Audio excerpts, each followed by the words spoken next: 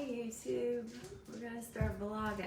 Steven always does the first morning shift with George. So he's back there feeding him right now. I'm gonna feed the dogs and start this day. Look at that sunrise. Gosh, it's so pretty.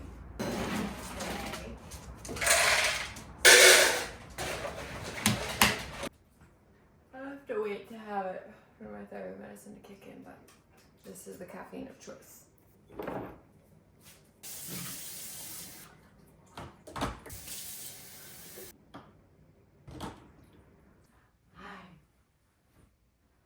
Hi.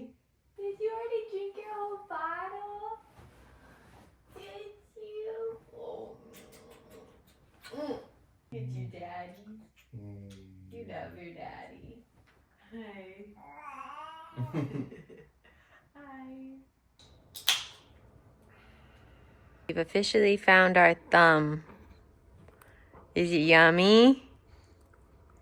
Is it delicious? What's it taste like, buddy?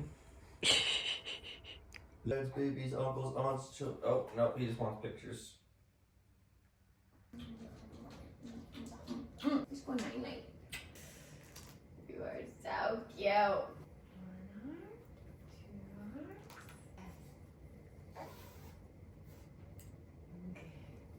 You ready?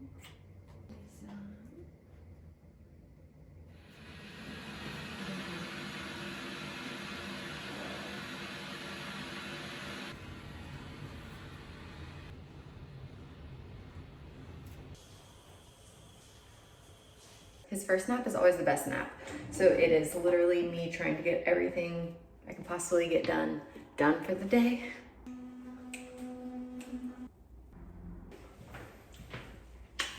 Ooh.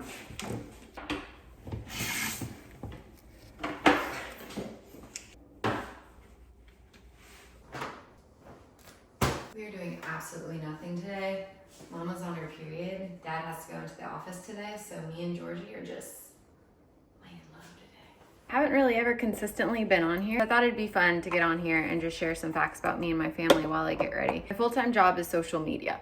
I started on Instagram in 2018, just sharing my fitness journey. I wanted accountability because I always struggled with losing and gaining weight very frequently. I then got introduced to Beachbody, which I guess is now known as Body, which is also now Gonzo, and I became a Beachbody coach because I fell in love with their programs. They actually worked for me. At the very beginning of 2020, I actually was able to go full-time with just Beachbody, and that was like my full-time income. My husband's name is Steven, and we met in 2018 in Austin, Texas. I went to the University of Texas at Austin, so I just stayed there after I graduated. Steven went to Ole Miss, and then when he graduated, he did a service year in DC. That's where he's from, like Northern Virginia, DC area.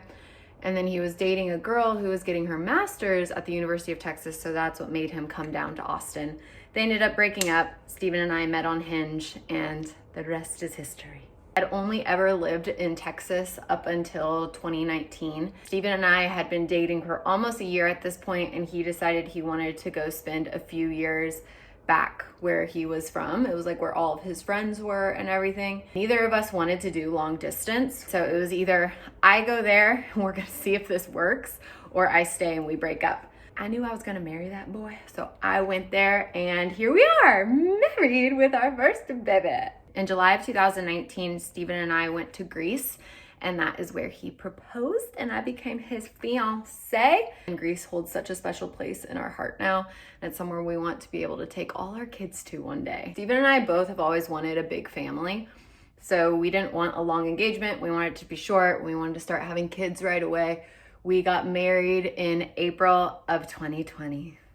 Our whole entire wedding got canceled because of the pandemic. It was literally just weeks before the whole thing shut down. We ended up deciding to still get married, basically just the two of us. My parents couldn't even come. Still to this day, that is so wild to me, but they couldn't even come because they were in Texas and everything was closed. All their flights got canceled. They weren't even sure if gas stations were going to be open. This was at the very beginning of the pandemic.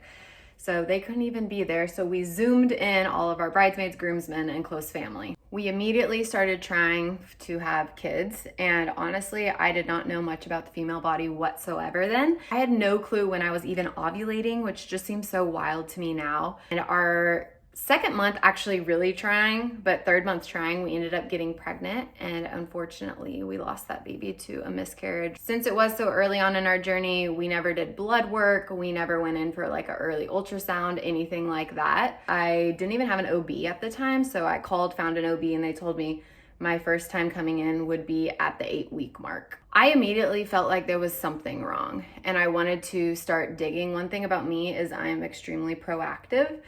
And sometimes it's a great thing, sometimes it's not. But I immediately started trying to get answers. I went to just a normal OBGYN to begin with, and they basically told me, you're fine, everything's fine. I asked for them to do simple blood work because I heard low progesterone can cause miscarriages, but they wouldn't even run that for me. And being someone who wanted answers, I said, okay, bye. I'm gonna go find someone who actually will start doing testing. And I'm so thankful we did, because I found a NAPRO doctor, and I'll be honest, she was okay.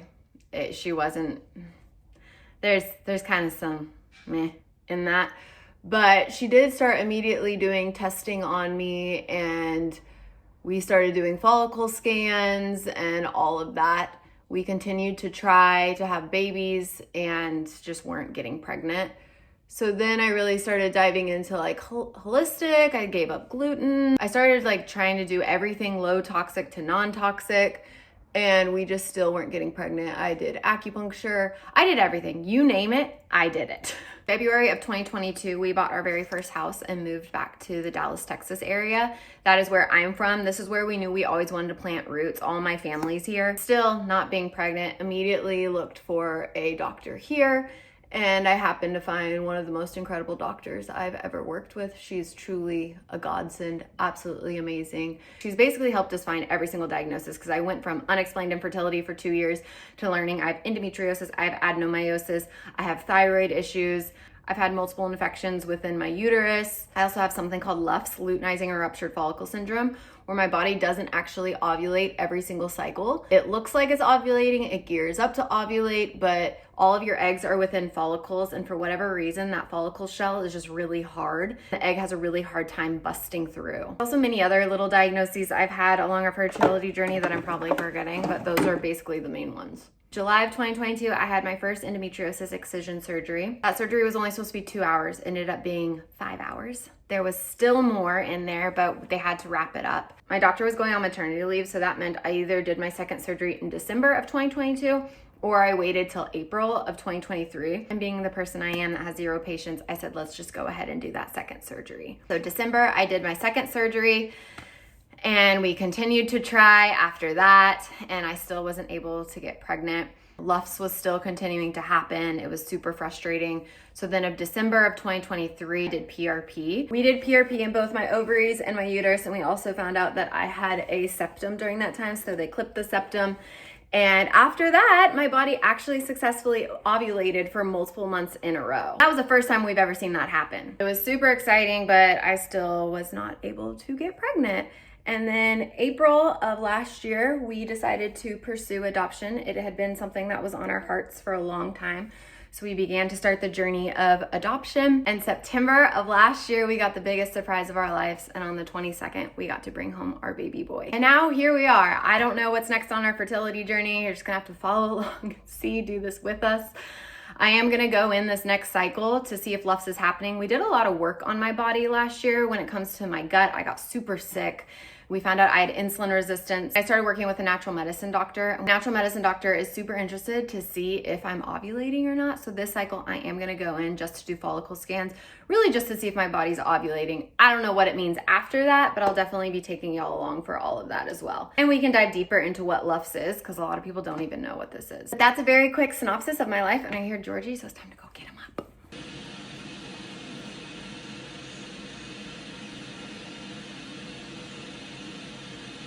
We are in the 4-month sleep regression right now, and I didn't realize what time it was when I was like, oh, George is up. He'd only been asleep for like 20 minutes.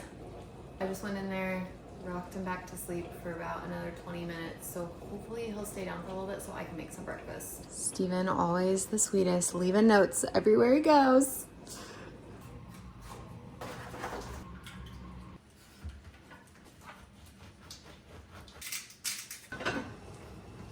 Get his bottle ready for when he gets up. Wow, that was a perfect amount.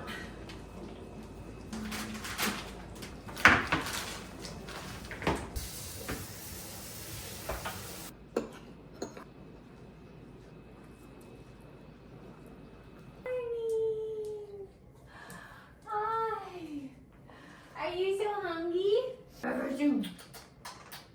love you so much. Are you ready to go eat? Perfect. Let's eat, little chicken. You're just the cutest boy. I just love you. You're so cute. You look like a little cowboy. Oh, yes. Cowboy with a handkerchief. Thanks so much for watching our first YouTube vlog. We'll be back.